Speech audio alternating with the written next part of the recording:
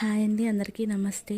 ఈరోజు షుగర్ ఏమీ యాడ్ చేయకుండా అరటిపండు జ్యూస్ ఎలా తయారు చేసుకోవాలో చూద్దామండి. దీనికోసం నేను 3 చక్కెరకేళి అరటిపళ్ళు తీసుకున్నానండి. అలాగే 12 ఖర్జూరాలు తీసుకున్నాను. అలాగే 1/2 లీటర్ పాలు తీసుకున్నాను. ఇవి నేను ఒక 4 అవర్స్ పాటు ఫ్రీజర్లో పెట్టుకున్న పాలండి. ముందుగా ఒక మిక్సీ జార్లో ఖర్జూరాలు వేసుకోవాలి. అలాగే కొద్దిగా పాలు పోసుకోవాలి. ఇప్పుడు ఈ ఖర్జూరాలని 1 మినిట్ మిక్సీ పట్టుకోవాలండి.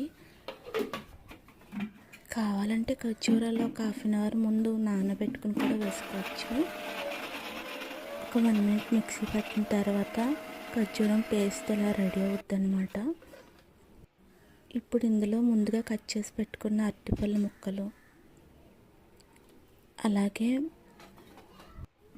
పాలు పోసుకోవాలి.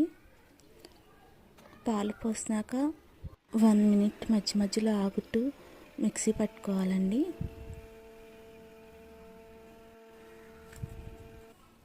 వన్ మినిట్ తర్వాత నాకు జ్యూస్ రెడీ అయిపోయింది. టేస్ట్ చాలా బాగుంటుందండి, ఒకసారి ట్రై చేయండి. పెద్ద డిఫరెన్స్ ఏమి తెలియదు కూడా మనకి. ఖర్జూరాలు వేసినట్టు అవి పెద్ద డిఫరెన్స్ తెలియదు అనమాట.